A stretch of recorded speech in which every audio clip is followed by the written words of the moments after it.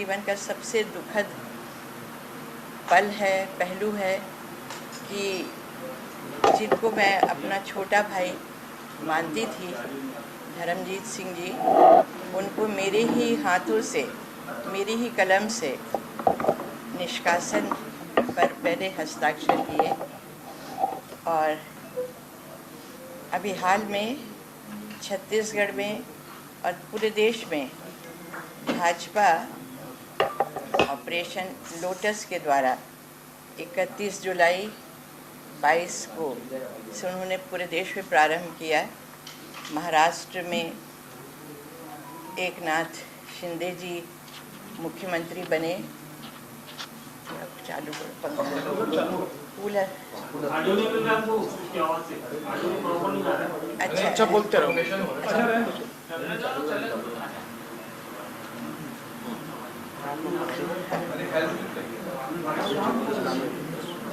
तो छत्तीसगढ़ में भी भाजपा ऑपरेशन लोटस के जरिए स्वर्गीय अजीत जोगी जी के सपनों की पार्टी जनता कांग्रेस छत्तीसगढ़ को भी उसी श्रेणी में, जैसा महाराष्ट्र में शिवसेना और झारखंड में झारखंड मुक्ति मोर्चा,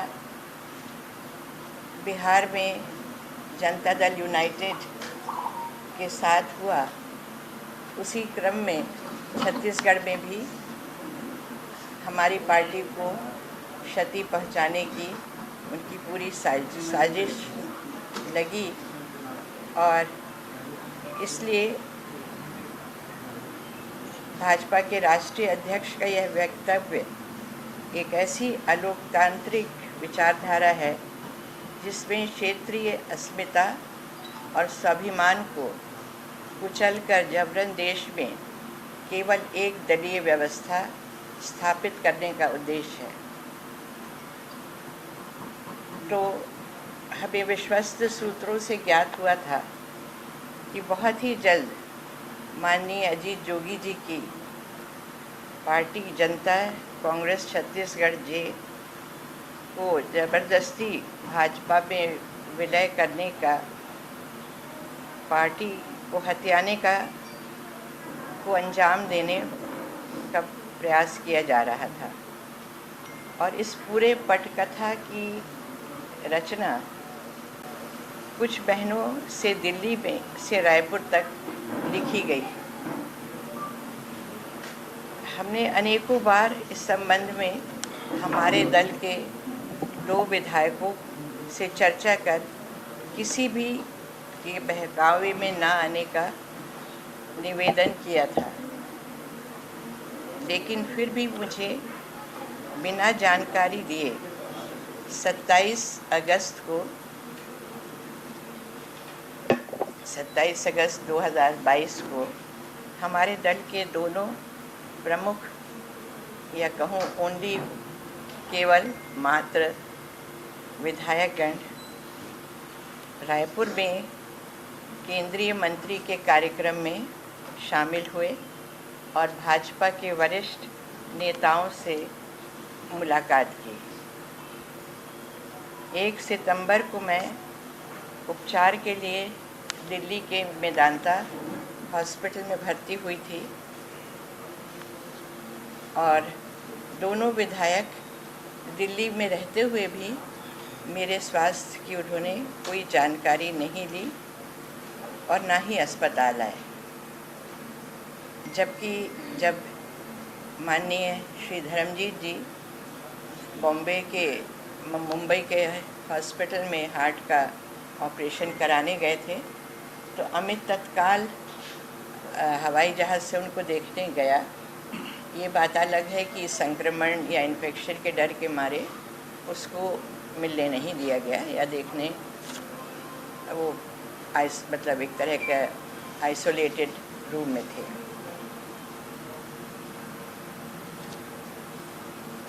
इस दौरान छत्तीसगढ़ भाजपा की तत्कालीन प्रभारी श्रीमती पुरंदेश्वरी देवी से दिल्ली में मिलते रहे और पूरे षड्यंत्र का खाका उन्होंने वहाँ रचा।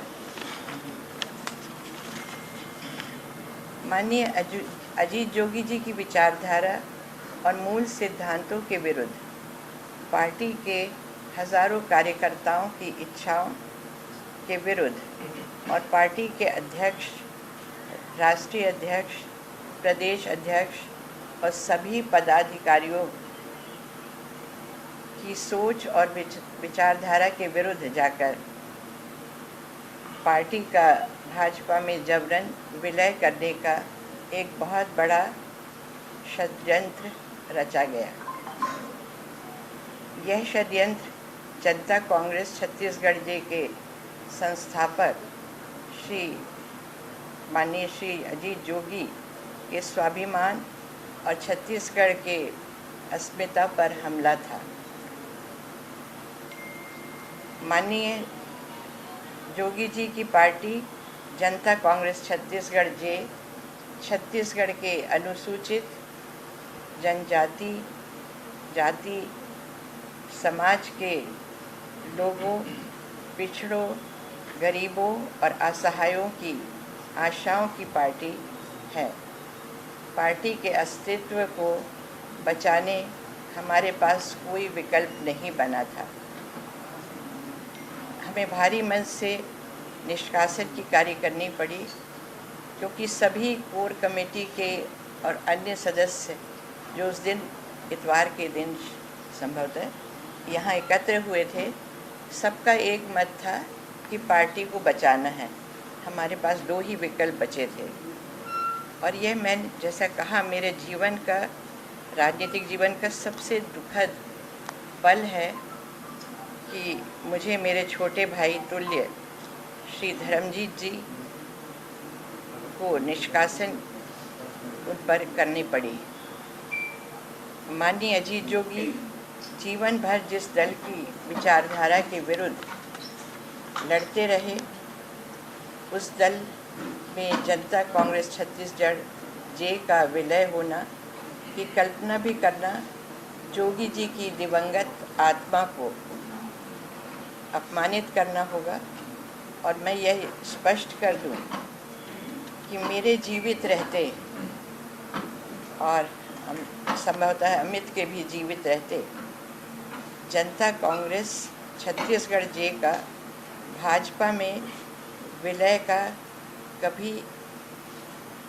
कभी नहीं हो सकता।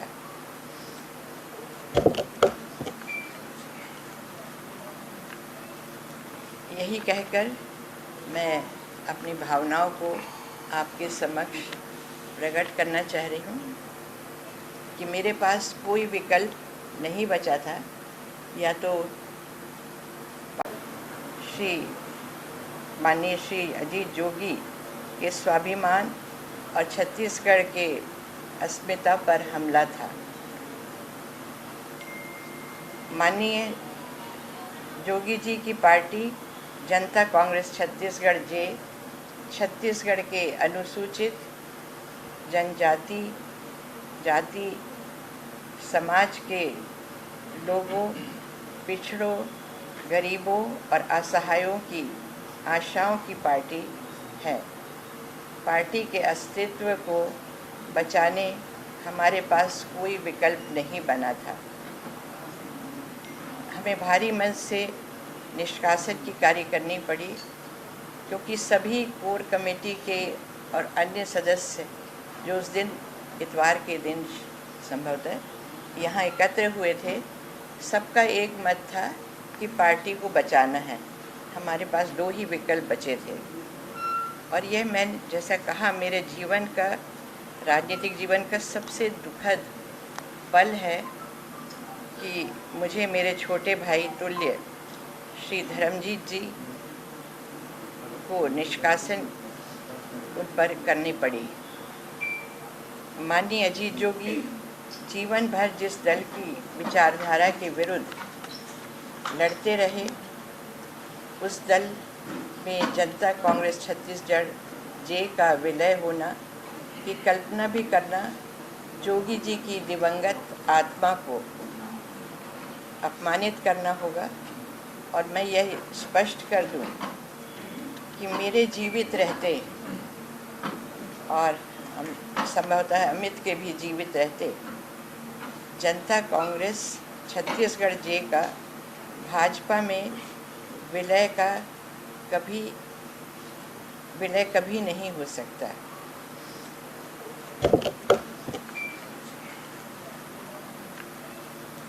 यही कहकर मैं अपनी भावनाओं को आपके समक्ष प्रकट करना चाह रही हूँ कि मेरे पास कोई विकल्प नहीं बचा था, या तो पार्टी को बचाने का यानी कोई विकल्प शेष नहीं रह गया था।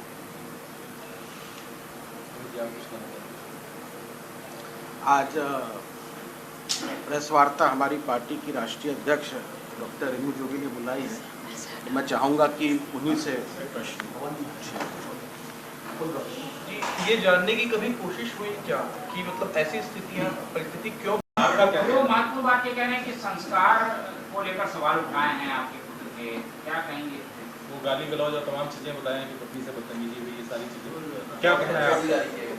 देखिए, उन दिनों मैं उल्लेख किया है कि आपसे भी बात हुई थी इस संदर्भ में। उन दिनों मैं रायपुर में थी, बिलासपुर में जो भी एक बातें हुई, और सबसे पहले उसी दिन जब मुझे जानकारी मिली तो मैंने 4 लाइन का एक कि मैं बहुत शर्मिंदा हूँ जो घटनाक्रम हुआ और उसके लिए मैं माफ़ी मांगती हूँ, ऐसा करके मतलब उसका सार ये है। एक फ़ोन नहीं उठा रहे थे, पहले तो फ़ोन से ही कोशिश की, SMS उनको भेजा और उसका भी कोई जवाब नहीं आया।